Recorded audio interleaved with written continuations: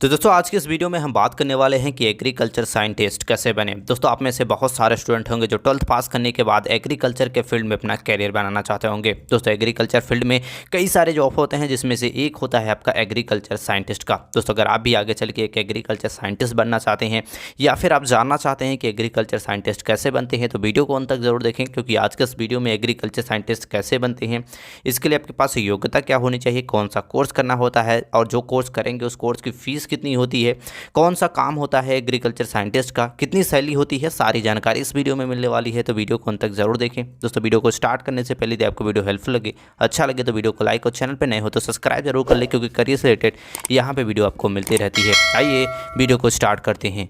तो दोस्तों सबसे पहले हम बात कर लेते हैं कि एग्रीकल्चर साइंस क्या है और एक एग्रीकल्चर साइंटिस्ट का काम क्या होता है। दोस्तों एग्रीकल्चर साइंस कृषि विज्ञान की वह शाखा है जिसके अंतर्गत कृषि, बागवानी, कृषि प्रबंध, पोर्टल फार्मिंग, डेयरिंग फार्मिंग, इसके साथ साथ आपका कृषि, जैव प्रौद्योगिकी इत्यादि से संबंधित वैज्ञानिक तकनीकों और व्यवसाय विषयों का इसमें अध्ययन किया जाता है एग्रीकल्चर साइंस के अंतर्गत। दोस्तों बात करें एग्रीकल्चर साइंटिस्ट की काम के बारे में तो इनका काम होता है आधुनिक जो तकनीक्स होते हैं उसके इस्तेमाल करके ज़्यादा से ज़्यादा खाद्य पदार्थों का उत्पादन करना ही इनका मुख्य काम होता है। इसके अलावा मानव जनजाति खाद्य पदार्थों पर अपना जीवन निर्धारित करती है, जैसे कि हम बात कर लेते हैं खेती हो गई, मछली हो गया, दूध हो गया आदि पर रिसर्च करते हैं ये, और कम समय में ज़्यादा उत्पाद को ज़्यादा कम काम करके ही अगर आप किसान को कैसे अधिक से अधिक उनकी फ़ायदा कराया जा सकता है, अच्छे से अच्छे गुणवत्ता वाले पदार्थों को बनाया जा सकता है, फसलों को पैदा किया जा सकता है, इस पर रिसर्च करना ही एक एग्रीकल्चर साइंटिस्ट का काम होता है। दोस्तों अगर आप भी एक एग्रीकल्चर साइंटिस्ट बनना चाहते हैं तो उसके लिए आपके पास योग्यता क्या होनी चाहिए,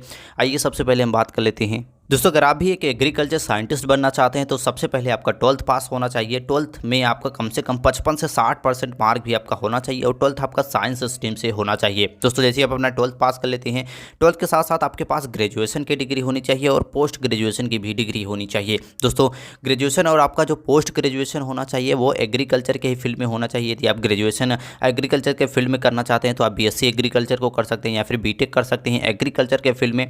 इसके साथ साथ पोस्ट ग्रेजुएशन भी, जैसे कि अगर आप MSc करते हैं तो या फिर आप MTech करते हैं तो उसको भी आपको एग्रीकल्चर के ही फील्ड में आपको करना होता है।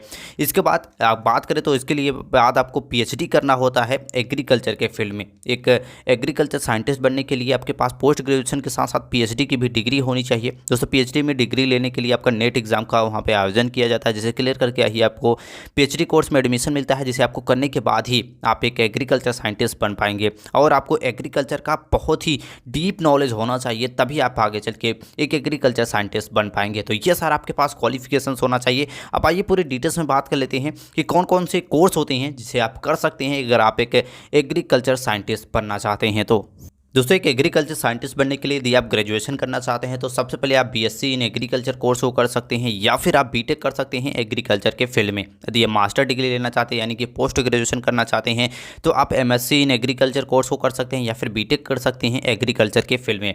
इसके बाद आपको नेट एग्ज़ाम को क्लियर करके आपको PhD भी करना होता है, जिसके लिए आपको नेट एग्ज़ाम को क्लियर करना होता है। दोस्तों जैसे PhD भी जो आपका होना चाहिए वो आपका एग्रीकल्चर के फील्ड में होना चाहिए।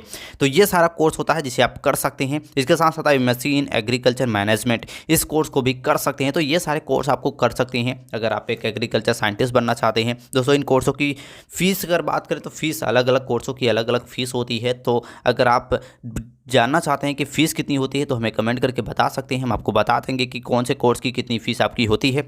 आइए अब बात कर लेते हैं कि 12th से लेके एक एग्रीकल्चर साइंटिस्ट बनने तक क्या क्या करना होता है, पूरी डिटेल्स में बात कर लेते हैं। दोस्तों एक एग्रीकल्चर साइंटिस्ट बनने के लिए सबसे पहले अपना 12th पास कर ले। 12th आपका साइंस स्ट्रीम से होना चाहिए और 12th में कम से कम आपका 55 से 60% मार्क होना चाहिए। जैसे आप 12th पास कर लेते हैं इसके बाद आपको BSc एग्रीकल्चर या फिर BTech एग्रीकल्चर कोर्स में आपको एडमिशन लेना होता है। इन कोर्सों में अगर आप इंडिया के टॉप कॉलेज या फिर गवर्नमेंट कॉलेज से करते हैं तो एंट्रेंस एग्जाम भी क्लियर करना पड़ता है, और कुछ ऐसे भी कॉलेजेस होते हैं जहाँ पर आपका डायरेक्ट एडमिशन भी हो जाता है। दोस्तों इन कोर्सों में एडमिशन लेने के बाद उसकी पढ़ाई करने के बाद आपको पोस्ट ग्रेजुएशन करना होता है। पोस्ट ग्रेजुएशन अगर आप MSc इन एग्रीकल्चर कर सकते हैं, या फिर आप बीटेक कर सकते हैं एग्रीकल्चर के फील्ड में। इसके बाद आपको नेट एग्जाम के लिए आयोजन किया जाता है, जो कि पीएचडी कोर्स में आपको एडमिशन के लिए कराया जाता है। नेट एग्जाम को क्लियर करने के बाद पीएचडी में आपको एडमिशन मिल जाता है। पीएचडी जो आपका होता है वो 2 साल का होता है। इसके बाद जैसे आप पीएचडी भी कर लेते हैं आप एग्रीकल्चर के फील्ड में, इसके बाद आपको जॉब के लिए एग्रीकल्चर साइंटिस्ट जॉब के लिए अप्लाई करना होता है।